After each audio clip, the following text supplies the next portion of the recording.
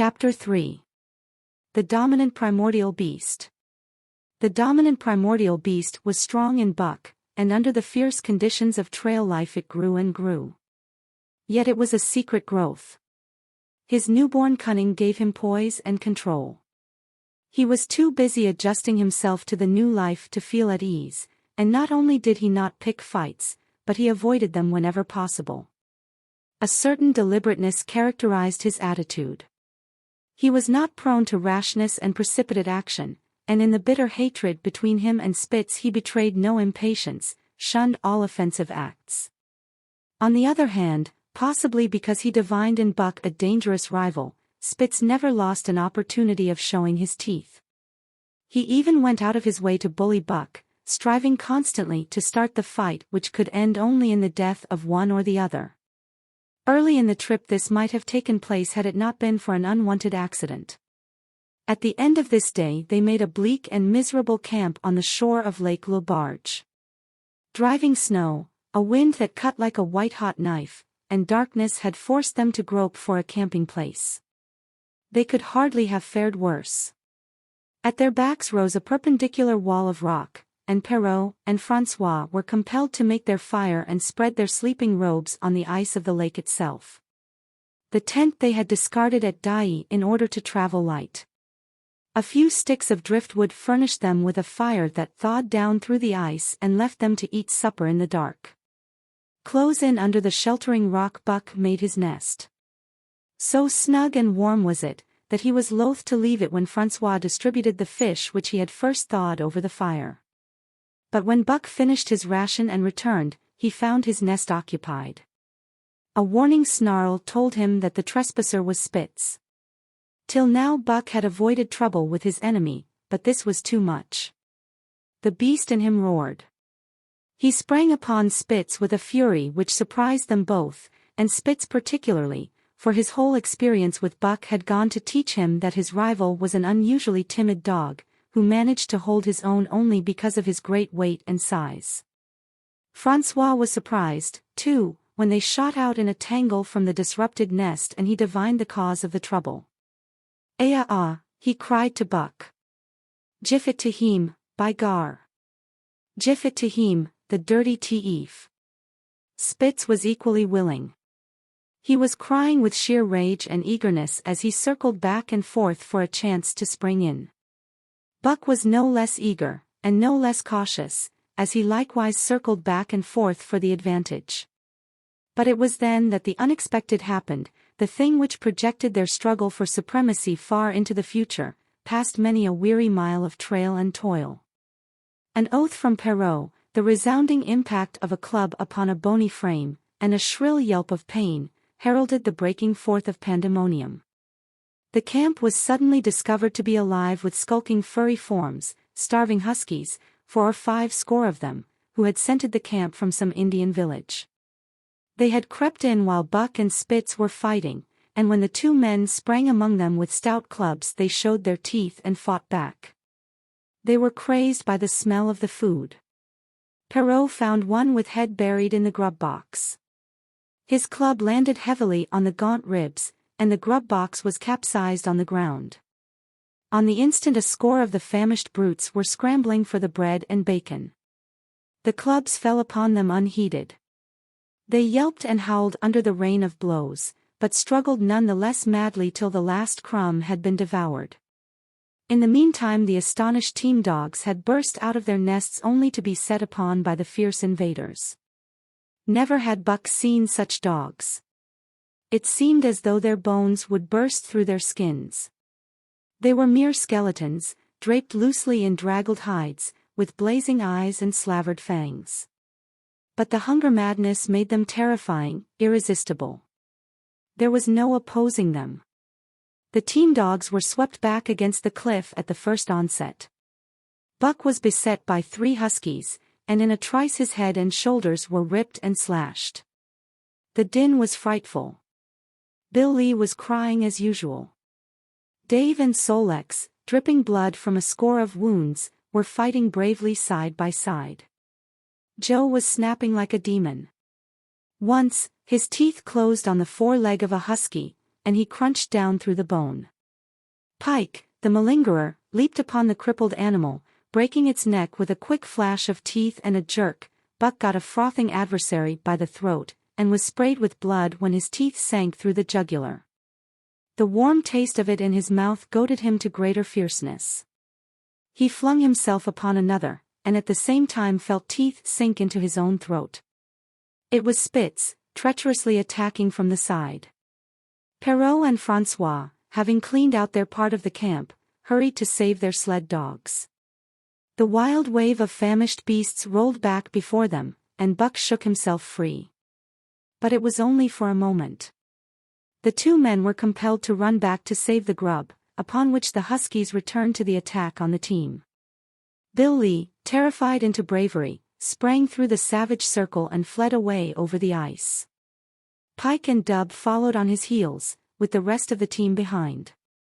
As Buck drew himself together to spring after them, out of the tail of his eye he saw Spitz rush upon him with the evident intention of overthrowing him. Once off his feet and under that mass of Huskies, there was no hope for him.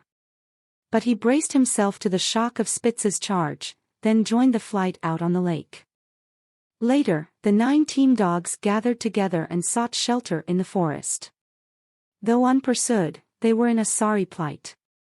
There was not one who was not wounded in 4 or 5 places, while some were wounded grievously. Dub was badly injured in a hind leg. Dolly, the last husky added to the team at Dyea, had a badly torn throat. Joe had lost an eye, while Bill Lee, the good-natured, with an ear chewed and rent to ribbons, cried and whimpered throughout the night. At daybreak they limped warily back to camp, to find the marauders gone and the 2 men in bad tempers. Fully half their grub supply was gone. The Huskies had chewed through the sled lashings and canvas coverings. In fact, nothing, no matter how remotely eatable, had escaped them. They had eaten a pair of Perrault's moosehide moccasins, chunks out of the leather traces, and even 2 feet of lash from the end of Francois's whip. He broke from a mournful contemplation of it to look over his wounded dogs. "Ah, my friends," he said softly, "meb it mek you mad dog, dose many bites. Meb all mad dog, sacredam. What you t'ink, Perrault?" The courier shook his head dubiously. With 400 miles of trail still between him and Dawson, he could ill afford to have madness break out among his dogs. 2 hours of cursing and exertion got the harnesses into shape, and the wound-stiffened team was underway, struggling painfully over the hardest part of the trail they had yet encountered, and for that matter, the hardest between them and Dawson. The 30-mile river was wide open. Its wild water defied the frost, and it was in the eddies only and in the quiet places that the ice held at all. 6 days of exhausting toil were required to cover those 30 terrible miles. And terrible they were, for every foot of them was accomplished at the risk of life to dog and man. A dozen times, Perrault, nosing the way, broke through the ice bridges, being saved by the long pole he carried, which he so held that it fell each time across the hole made by his body. But a cold snap was on, the thermometer registering 50 below zero, and each time he broke through he was compelled for very life to build a fire and dry his garments. Nothing daunted him. It was because nothing daunted him that he had been chosen for government courier. He took all manner of risks, resolutely thrusting his little weazened face into the frost and struggling on from dim dawn to dark. He skirted the frowning shores on rim ice that bent and crackled underfoot and upon which they dared not halt. Once, the sled broke through, with Dave and Buck, and they were half frozen and all but drowned by the time they were dragged out. The usual fire was necessary to save them. They were coated solidly with ice, and the 2 men kept them on the run around the fire, sweating and thawing, so close that they were singed by the flames. At another time Spitz went through, dragging the whole team after him up to Buck, who strained backward with all his strength, his 4 paws on the slippery edge and the ice quivering and snapping all around. But behind him was Dave, likewise straining backward, and behind the sled was Francois, pulling till his tendons cracked. Again, the rim ice broke away before and behind, and there was no escape except up the cliff. Perrault scaled it by a miracle, while Francois prayed for just that miracle, and with every thong and sled lashing and the last bit of harness rove into a long rope, the dogs were hoisted, one by one, to the cliff crest. Francois came up last, after the sled and load. Then came the search for a place to descend, which descent was ultimately made by the aid of the rope, and night found them back on the river with a quarter of a mile to the day's credit. By the time they made the Hootalinqua and good ice, Buck was played out. The rest of the dogs were in like condition, but Perrault, to make up lost time, pushed them late and early. The first day they covered 35 miles to the Big Salmon, the next day 35 more to the Little Salmon, the third day 40 miles, which brought them well up toward the Five Fingers. Buck's feet were not so compact and hard as the feet of the huskies. His had softened during the many generations since the day his last wild ancestor was tamed by a cave dweller or riverman. All day long he limped in agony, and camp once made, lay down like a dead dog. Hungry as he was, he would not move to receive his ration of fish, which Francois had to bring to him. Also, the dog driver rubbed Buck's feet for half an hour each night after supper, and sacrificed the tops of his own moccasins to make moccasins for Buck. This was a great relief, and Buck caused even the weazened face of Perrault to twist itself into a grin one morning, when Francois forgot the moccasins and Buck lay on his back, his 4 feet waving appealingly in the air, and refused to budge without them. Later his feet grew hard to the trail, and the worn-out footgear was thrown away. At the Pelly one morning, as they were harnessing up, Dolly, who had never been conspicuous for anything, went suddenly mad. She announced her condition by a long, heartbreaking wolf howl that sent every dog bristling with fear, then sprang straight for Buck. He had never seen a dog go mad, nor did he have any reason to fear madness, yet he knew that here was horror, and fled away from it in a panic. Straight away he raced, with Dolly, panting and frothing, one leap behind, nor could she gain on him, so great was his terror, nor could he leave her, so great was her madness. He plunged through the wooded breast of the island, flew down to the lower end, crossed a back channel filled with rough ice to another island, gained a third island, curved back to the main river, and in desperation started to cross it. And all the time, though he did not look, he could hear her snarling just one leap behind. Francois called to him a quarter of a mile away and he doubled back, still one leap ahead, gasping painfully for air and putting all his faith in that Francois would save him. The dog driver held the axe poised in his hand, and as Buck shot past him the axe crashed down upon Mad Dolly's head. Buck staggered over against the sled, exhausted, sobbing for breath, helpless.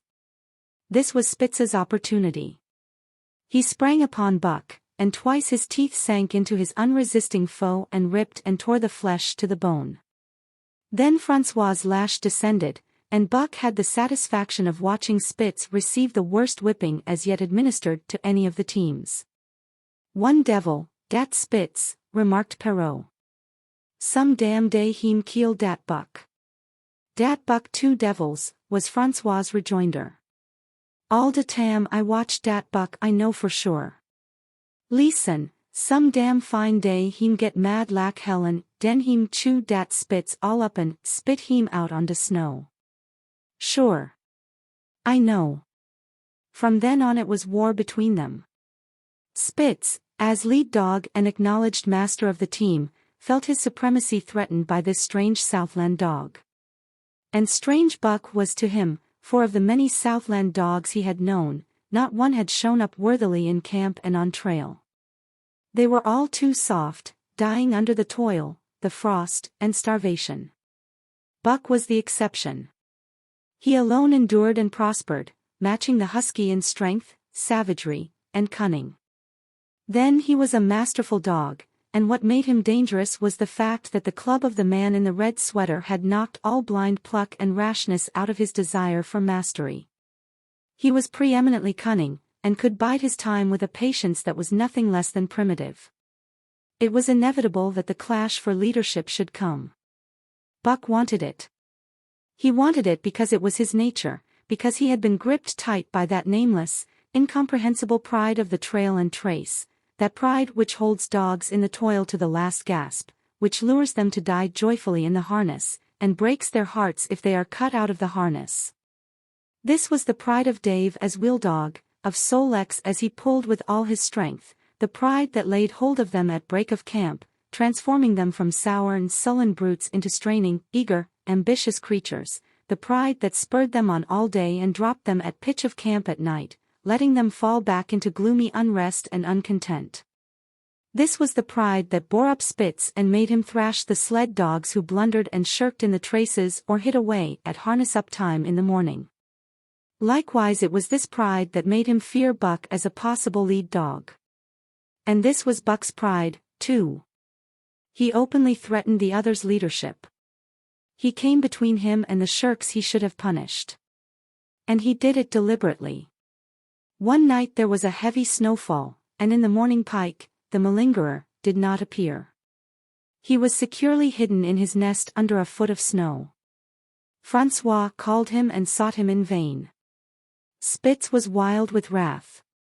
He raged through the camp, smelling and digging in every likely place, snarling so frightfully that Pike heard and shivered in his hiding place.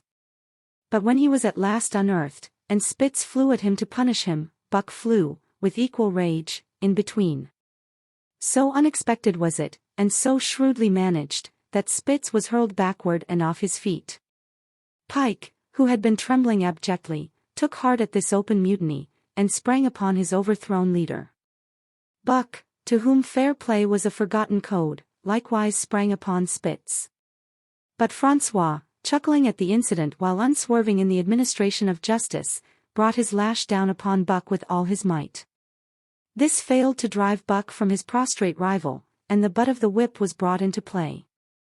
Half stunned by the blow, Buck was knocked backward and the lash laid upon him again and again, while Spitz soundly punished the many times offending Pike. In the days that followed, as Dawson grew closer and closer, Buck still continued to interfere between Spitz and the culprits, but he did it craftily. When Francois was not around, with the covert mutiny of Buck, a general insubordination sprang up and increased. Dave and Sol-leks were unaffected, but the rest of the team went from bad to worse. Things no longer went right. There was continual bickering and jangling. Trouble was always afoot, and at the bottom of it was Buck. He kept Francois busy, for the dog driver was in constant apprehension of the life-and-death struggle between the two which he knew must take place sooner or later, and on more than one night the sounds of quarreling and strife among the other dogs turned him out of his sleeping robe, fearful that Buck and Spitz were at it. But the opportunity did not present itself, and they pulled into Dawson one dreary afternoon with the great fight still to come. Here were many men, and countless dogs, and Buck found them all at work. It seemed the ordained order of things that dogs should work. All day they swung up and down the main street in long teams, and in the night their jingling bells still went by. They hauled cabin logs and firewood, freighted up to the mines, and did all manner of work that horses did in the Santa Clara Valley. Here and there Buck met Southland dogs, but in the main they were the wild wolf husky breed. Every night, regularly, at 9, at 12, at 3, they lifted a nocturnal song, a weird and eerie chant, in which it was Buck's delight to join. With the aurora borealis flaming coldly overhead, or the stars leaping in the frost dance, and the land numb and frozen under its pall of snow, this song of the huskies might have been the defiance of life, only it was pitched in minor key, with long-drawn wailings and half-sobs, and was more the pleading of life, the articulate travail of existence. It was an old song, old as the breed itself, one of the first songs of the younger world in a day when songs were sad. It was invested with the woe of unnumbered generations, this plaint by which Buck was so strangely stirred.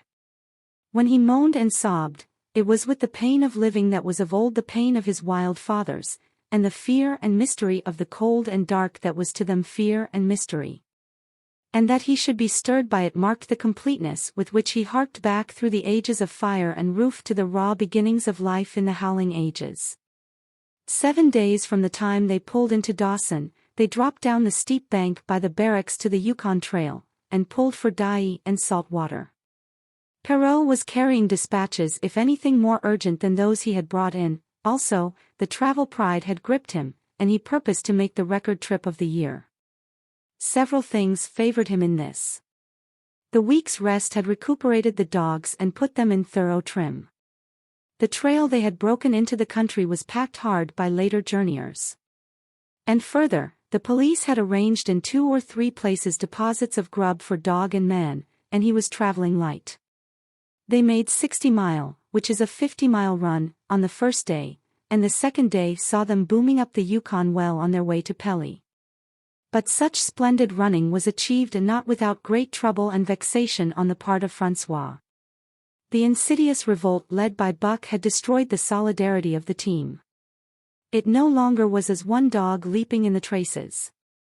The encouragement Buck gave the rebels led them into all kinds of petty misdemeanors. No more was Spitz a leader greatly to be feared. The old awe departed, and they grew equal to challenging his authority. Pike robbed him of half a fish one night, and gulped it down under the protection of Buck. Another night Dub and Joe fought Spitz and made him forego the punishment they deserved. And even Bill Lee, the good-natured, was less good-natured, and whined not half so placatingly as in former days. Buck never came near Spitz without snarling and bristling menacingly.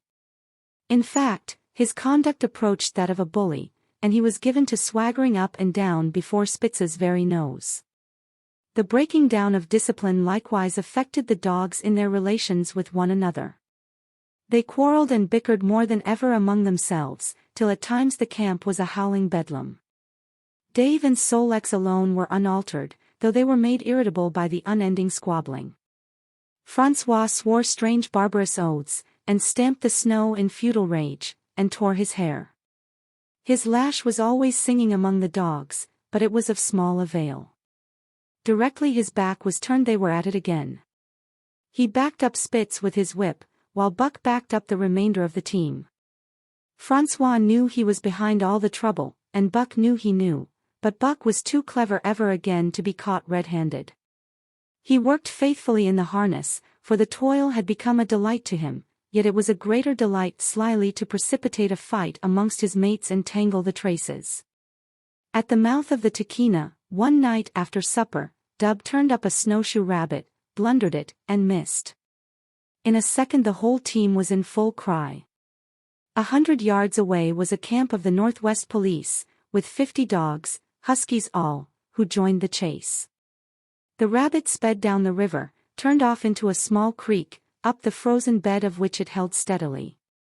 It ran lightly on the surface of the snow, while the dogs plowed through by main strength. Buck led the pack, 60 strong, around bend after bend, but he could not gain. He lay down low to the race, whining eagerly, his splendid body flashing forward, leap by leap, in the wan white moonlight. And leap by leap, like some pale frost wraith, the snowshoe rabbit flashed on ahead. All that stirring of old instincts which at stated periods drives men out from the sounding cities to forest and plain to kill things by chemically propelled leaden pellets, the bloodlust, the joy to kill, all this was Buck's, only it was infinitely more intimate. He was ranging at the head of the pack, running the wild thing down, the living meat, to kill with his own teeth and wash his muzzle to the eyes in warm blood. There is an ecstasy that marks the summit of life, and beyond which life cannot rise. And such is the paradox of living, this ecstasy comes when one is most alive, and it comes as a complete forgetfulness that one is alive. This ecstasy, this forgetfulness of living, comes to the artist, caught up and out of himself in a sheet of flame, it comes to the soldier, war-mad on a stricken field and refusing quarter, and it came to Buck, leading the pack, sounding the old wolf cry, straining after the food that was alive and that fled swiftly before him through the moonlight. He was sounding the deeps of his nature, and of the parts of his nature that were deeper than he, going back into the womb of time. He was mastered by the sheer surging of life, the tidal wave of being, the perfect joy of each separate muscle, joint, and sinew in that it was everything that was not death, that it was aglow and rampant, expressing itself in movement, flying exultantly under the stars and over the face of dead matter that did not move. But Spitz, cold and calculating even in his supreme moods, left the pack and cut across a narrow neck of land where the creek made a long bend around. Buck did not know of this, and as he rounded the bend, the frost wraith of a rabbit still flitting before him, he saw another and larger frost wraith leap from the overhanging bank into the immediate path of the rabbit. It was Spitz. The rabbit could not turn, and as the white teeth broke its back in mid-air it shrieked as loudly as a stricken man may shriek. At sound of this, the cry of life plunging down from life's apex in the grip of death, the full pack at Buck's heels raised a hell's chorus of delight. Buck did not cry out. He did not check himself, but drove in upon Spitz, shoulder to shoulder, so hard that he missed the throat. They rolled over and over in the powdery snow.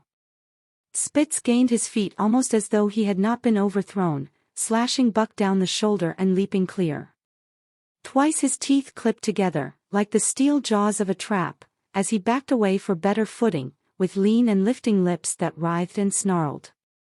In a flash Buck knew it. The time had come. It was to the death.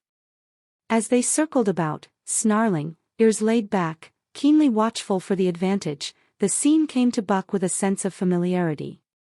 He seemed to remember it all, the white woods, and earth, and moonlight, and the thrill of battle. Over the whiteness and silence brooded a ghostly calm. There was not the faintest whisper of air, nothing moved, not a leaf quivered, the visible breaths of the dogs rising slowly and lingering in the frosty air. They had made short work of the snowshoe rabbit, these dogs that were ill-tamed wolves, and they were now drawn up in an expectant circle. They, too, were silent, their eyes only gleaming and their breaths drifting slowly upward. To Buck it was nothing new or strange, this scene of old time. It was as though it had always been, the wonted way of things. Spitz was a practiced fighter. From Spitzbergen through the Arctic, and across Canada and the Barrens, he had held his own with all manner of dogs and achieved to mastery over them. Bitter rage was his, but never blind rage. In passion to rend and destroy, he never forgot that his enemy was in like passion to rend and destroy. He never rushed till he was prepared to receive a rush, never attacked till he had first defended that attack. In vain Buck strove to sink his teeth in the neck of the big white dog. Wherever his fangs struck for the softer flesh, they were countered by the fangs of Spitz. Fang clashed fang, and lips were cut and bleeding, but Buck could not penetrate his enemy's guard. Then he warmed up and enveloped Spitz in a whirlwind of rushes. Time and time again he tried for the snow-white throat, where life bubbled near to the surface, and each time and every time Spitz slashed him and got away. Then Buck took to rushing, as though for the throat, when, suddenly drawing back his head and curving in from the side, he would drive his shoulder at the shoulder of Spitz, as a ram by which to overthrow him. But instead, Buck's shoulder was slashed down each time as Spitz leaped lightly away. Spitz was untouched, while Buck was streaming with blood and panting hard. The fight was growing desperate. And all the while the silent and wolfish circle waited to finish off whichever dog went down. As Buck grew winded, Spitz took to rushing, and he kept him staggering for footing. Once Buck went over, and the whole circle of 60 dogs started up, but he recovered himself, almost in mid-air, and the circle sank down again and waited. But Buck possessed a quality that made for greatness, imagination. He fought by instinct, but he could fight by head as well. He rushed, as though attempting the old shoulder trick, but at the last instant swept low to the snow and in. His teeth closed on Spitz's left foreleg. There was a crunch of breaking bone, and the white dog faced him on 3 legs. Thrice he tried to knock him over, then repeated the trick and broke the right foreleg. Despite the pain and helplessness, Spitz struggled madly to keep up. He saw the silent circle, with gleaming eyes, lolling tongues, and silvery breaths drifting upward, closing in upon him as he had seen similar circles close in upon beaten antagonists in the past. Only this time he was the one who was beaten. There was no hope for him. Buck was inexorable. Mercy was a thing reserved for gentler climes. he maneuvered for the final rush. The circle had tightened till he could feel the breaths of the huskies on his flanks. He could see them, beyond Spitz and to either side, half crouching for the spring, their eyes fixed upon him. A pause seemed to fall. Every animal was motionless as though turned to stone. Only Spitz quivered and bristled as he staggered back and forth, snarling with horrible menace, as though to frighten off impending death. Then Buck sprang in and out, but while he was in, shoulder had at last squarely met shoulder. The dark circle became a dot on the moon-flooded snow as Spitz disappeared from view. Buck stood and looked on, the successful champion, the dominant primordial beast who had made his kill and found it good.